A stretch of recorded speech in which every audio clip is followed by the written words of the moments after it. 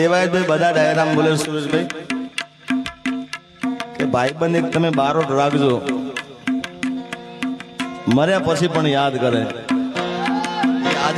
આજે આ પ્રમાણ છે.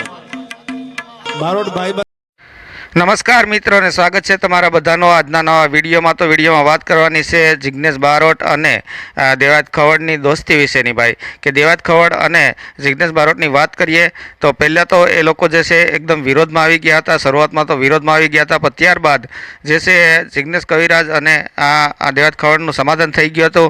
અને સમાધાન થયા પછી ભાઈ બહુ મોટી દોસ્તી બંને વચ્ચે બની ગઈ છે અને ઘણા સમયથી બંને દોસ્તીમાં છે અને સંબંધ સારી રીતે નિભાવે છે. ભાઈ તો દેવાયત ખવડ માટે અને જિગ્નેશ કવિરાજ માટે વિડીયોને લાઈક જરૂરથી કરી દેજો. અને વાત કરવાની છે ભાઈ આપણે આગળ છે તો પહેલા વિડીયો જોવો. જેથી અફઘાનમાં, હિન્દુસ્તાનમાં ને અફઘાનની ધરતીમાં ભાઈબંધ હારે જો કોઈ મરવા વાળો હોય તો માત્ર ને માત્ર બારોટ હતો. વધાવો એકવાર જિગ્નેશ બારોટને જોરદાર તાળીઓથી. જીવું તોય હારે અને મરું તોય હારે. અફઘાનની ધરતીમાં બે ખોળિયા ખાલી કર્યામાં એક ક્ષત્રિય અને બીજો બારોટ હતો.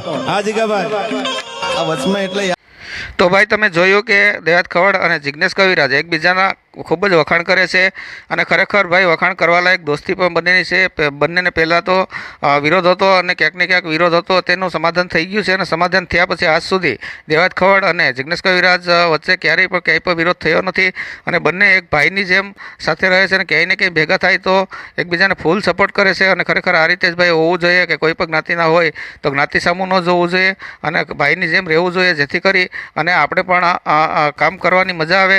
તો ભાઈ દેવાયત ખવડ જે વખાણ કર્યા છે જિગ્નેશ કવિરાજના, તો જિગ્નેશ કવિરાજે પણ એના બદલામાં તેના જે ઉપકાર હતો તે કહી દીધું છે અને કીધું છે કે અફઘાનમાં જ્યારે ક્ષત્રિયોને જરૂર હતી ત્યારે બારોટનો દીકરો તેની સાથે કપાયો હતો.